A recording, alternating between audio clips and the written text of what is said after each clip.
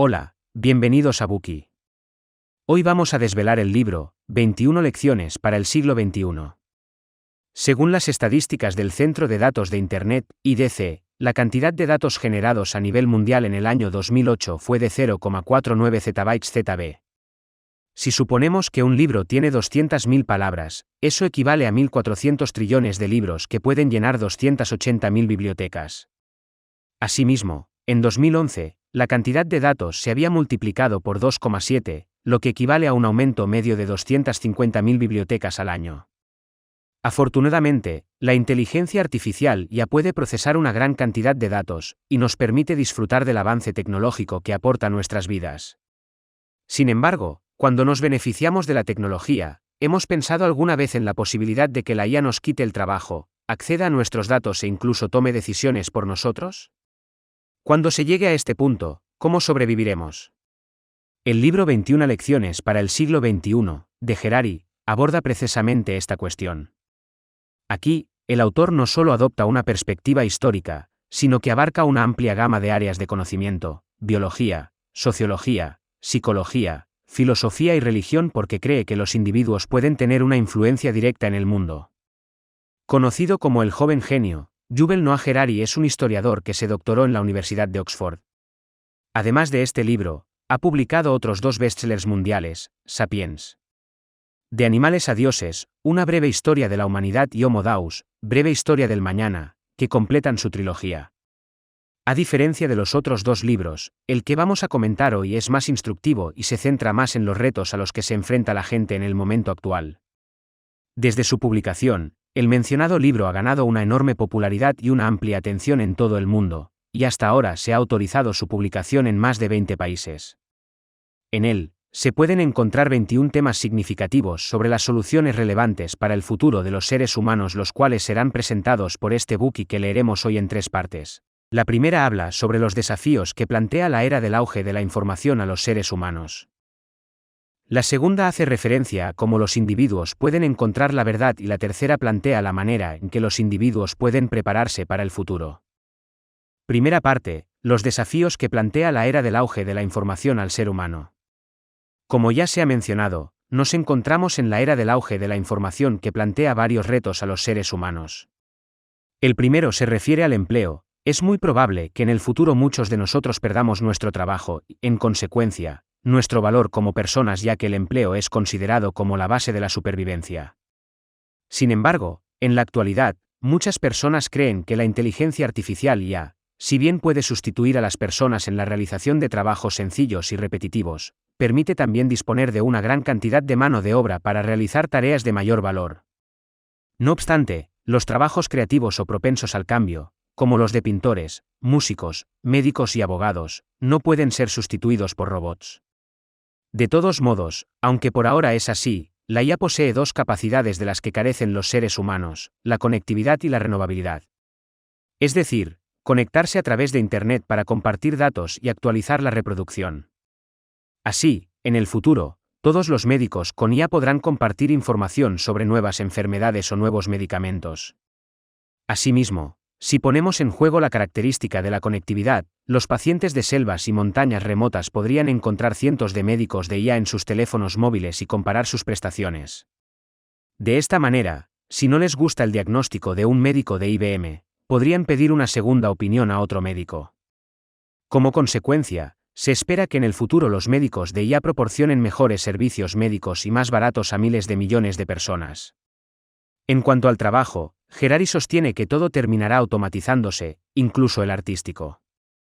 Por ejemplo, un robot musical puede detectar que nuestro corazón late más deprisa cuando suena la Sinfonía número 5 de Beethoven o puede notar la disminución de nuestro ritmo de parpadeo cuando escuchamos una canción de cuna.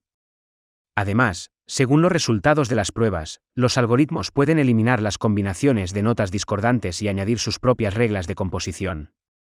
De este modo, los robots musicales también pueden componer canciones y si tenemos en cuenta la afirmación de que el arte es para las masas, las canciones compuestas por la IA podrían parecerse a las canciones populares de hoy en día.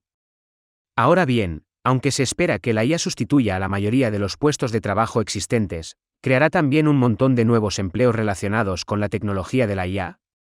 Ante esta pregunta, Harari sugiere que no debemos ser demasiado optimistas. En la era industrial, era fácil para la gente cambiar de un trabajo poco cualificado a otro poco cualificado. Por ejemplo, en el pasado, un agricultor que perdía sus tierras podía pasar a un trabajo en una fábrica para producir tractores. En cambio, los puestos que combinan la inteligencia humana y la IA requieren una mayor preparación que las personas poco cualificadas y desempleadas tienen menos probabilidades de tener. Así, aunque hubiera vacantes para convertirse en piloto de drones del ejército estadounidense o en analista de datos, un cajero sin empleo nunca podría ocupar esos puestos. Por lo tanto, la perspectiva de los puestos de trabajo en el futuro sería, por un lado, muchas personas no podrán encontrar un trabajo, y, por el otro, muchos empleadores no podrán encontrar empleados calificados. Además, la IA no solo sustituirá el papel de los humanos como productores, sino que también puede cambiar el futuro mercado de consumo. En el ámbito de la publicidad, por ejemplo, dado que el algoritmo de búsqueda de Google es el cliente más importante, los diseñadores de páginas web a menudo tienen que atender a las preferencias del algoritmo más que a los gustos personales a la hora de diseñarlas. Inclusive, el propio Harari experimentó esta situación cuando estaba escribiendo la introducción de su libro y el editor le pidió que modificara su manuscrito para adaptarlo al algoritmo de búsqueda de Google. No utilices esta palabra, sino esta otra. Así llamaremos más la atención.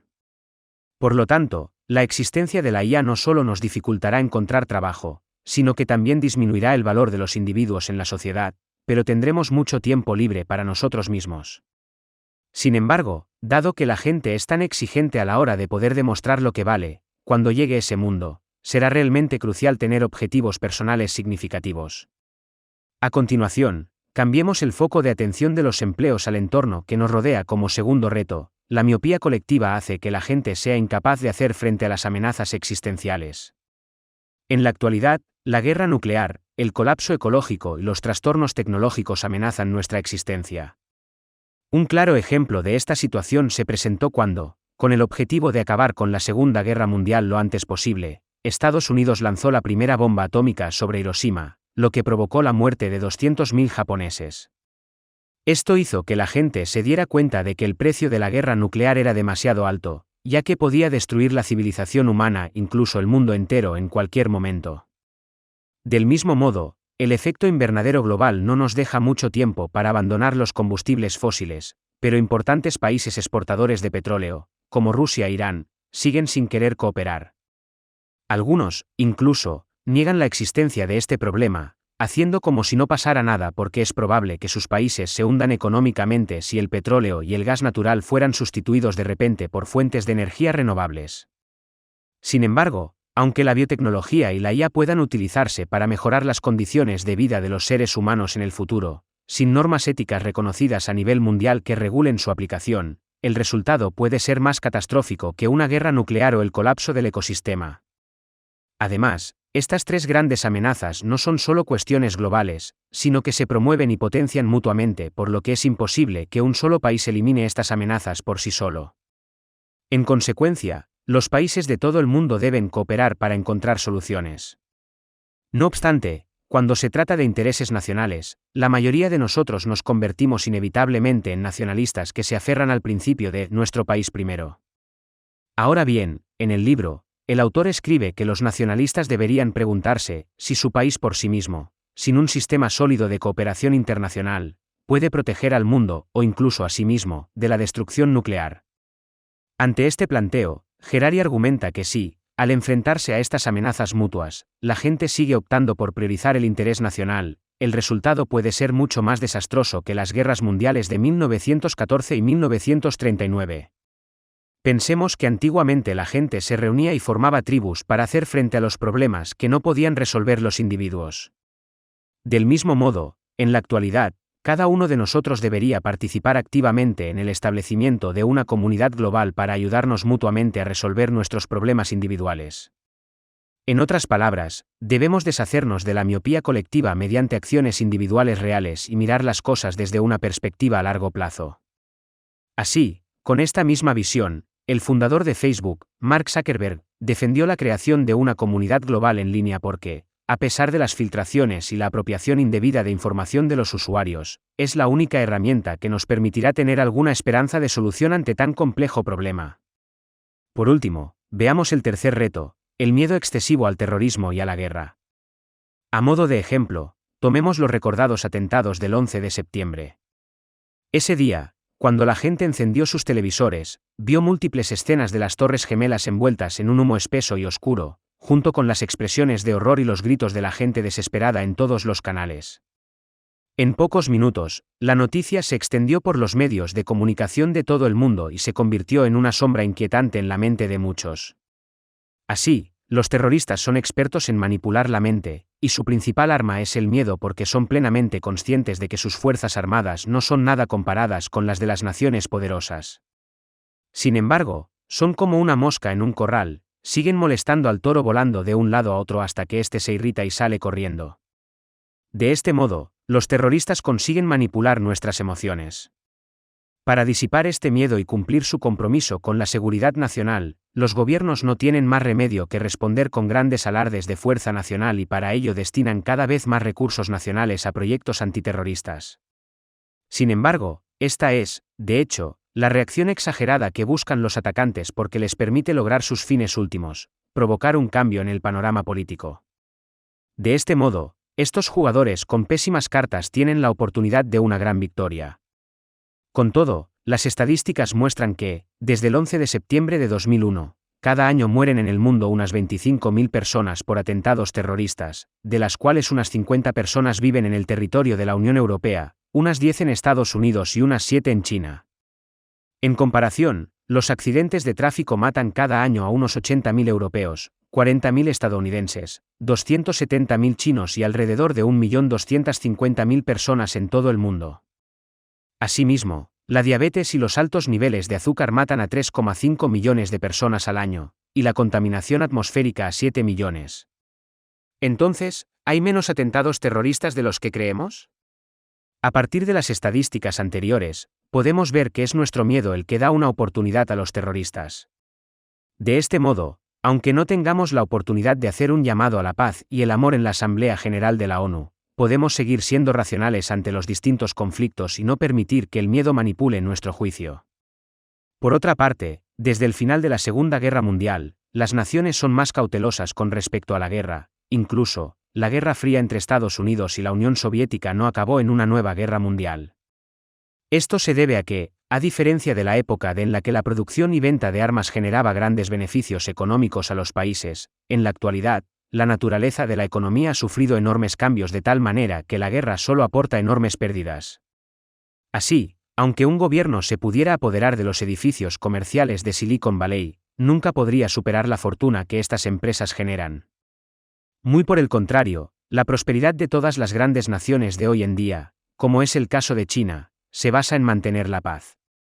En otras palabras, mientras más pacífica sea la convivencia, más significativos serán los avances económicos. Es más, todas las naciones que han librado o incluso ganado guerras en los últimos 50 años, como Estados Unidos y Rusia, han perdido billones de dólares o han sufrido estancamiento económico.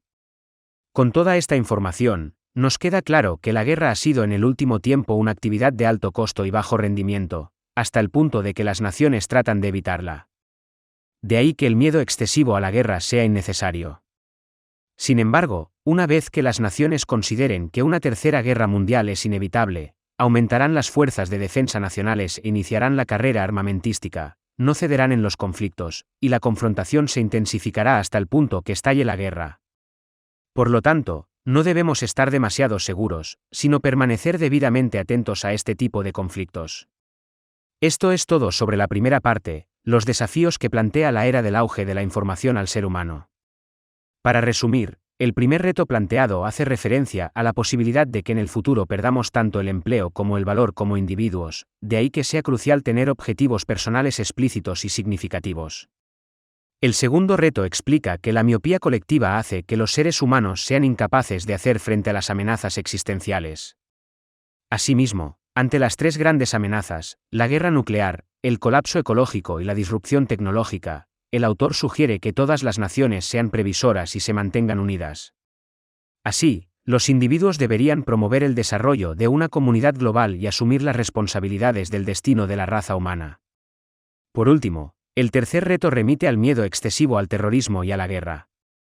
Aquí, el autor sugiere que tratemos ambos conflictos con calma y racionalidad, y evitemos que el miedo manipule nuestras acciones. Gracias por escuchar. Compruebe el enlace de abajo para desbloquear el contenido completo.